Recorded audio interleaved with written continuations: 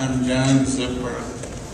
I'm the Director of Program Operations for the Federation of Southern Cooperatives at our Rural Training and Research Center in Epps, Alabama.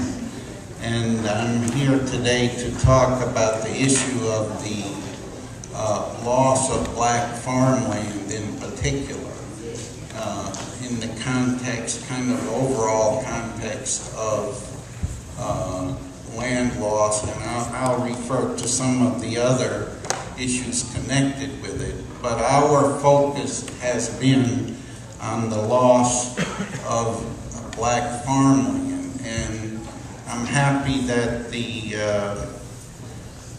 U.S. government is conducting this periodic review of human rights, and it does, I think, in terms of rural people and in terms of African American people in the South. This particular issue is one that ought to be looked at in terms of the performance of the U.S. government and the society as a whole in regards to this problem. And 1920 was the high point of black land ownership in America. And there were over 1 million black people engaged in agriculture in the South, and they owned 15 million acres of land.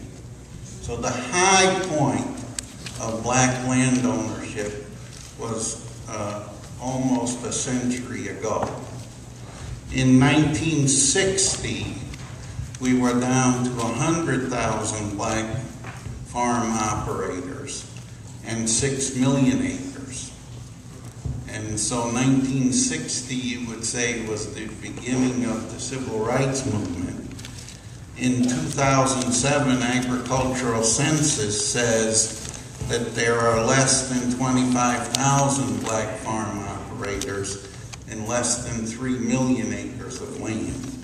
So we're really talking here about a problem over a century where the numbers of people and the acreage of land has been declining. And at some points in the past, I think we've lessened this a little, but black people were losing 1,000 acres of land a day. And put a value on that. $1,000 an acre, $1,500 an acre. So in terms of a resource, millions and millions of dollars of wealth have left the black community in the South as a result of this problem. How did this happen? And of course, there have been books written on this, and I have 10 minutes, but some of it was chicanery and fraud, and there's clear evidence for many years that land was just taken and stolen from people. I have anecdotal stories of people who went to the grocery store and they were getting sardines and crackers, and they were asked to sign a paper, and it turns out they signed a quitclaim deed for their land. Things like that happen. Other people who own land were terrorized and driven away from the South. There's sufficient documentation in history of that. Some of that has, that period, there's less of that going on, although there are people today who move fences arbitrarily, who harvest timber accidentally, who do various other things that are in this same category, and unless you stand up and fight it, it goes on.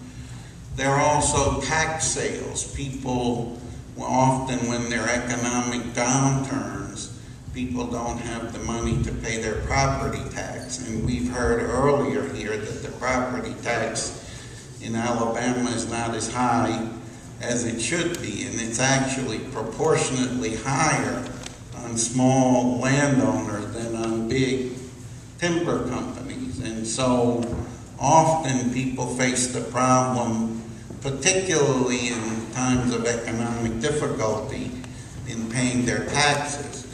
And some of you know I also publish a newspaper, and the first week of April is when they publish notice in all of the papers of record in Alabama.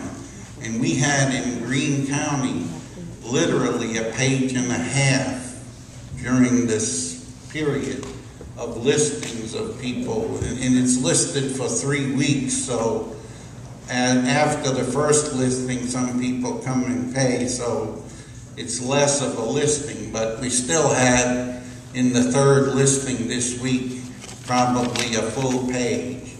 And this is land that will be sold.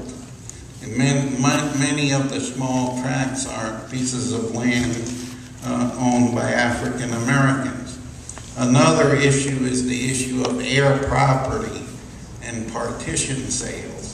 And this is the situation where a person dies without a will and the land passes to their family without a group of people then own the land in common.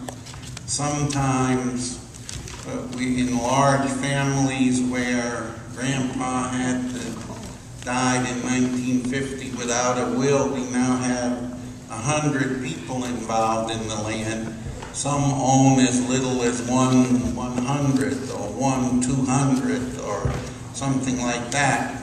In some cases, people are approached to sell their minimal interest to somebody outside of the family. Then that person can come under Alabama law and force a sale of the total property. And in the last 20, 30 years, I've observed that much of the land lost, the farmland lost in the Black Belt of Alabama, has been because of heir property and partition sales. There's a young lady at Auburn who did a study of 60,000 acres owned by black people in Macon County, which is where Tuskegee is, over 20,000. So 1 in 3 acres is in the status of heir property. And this is land that will be lost.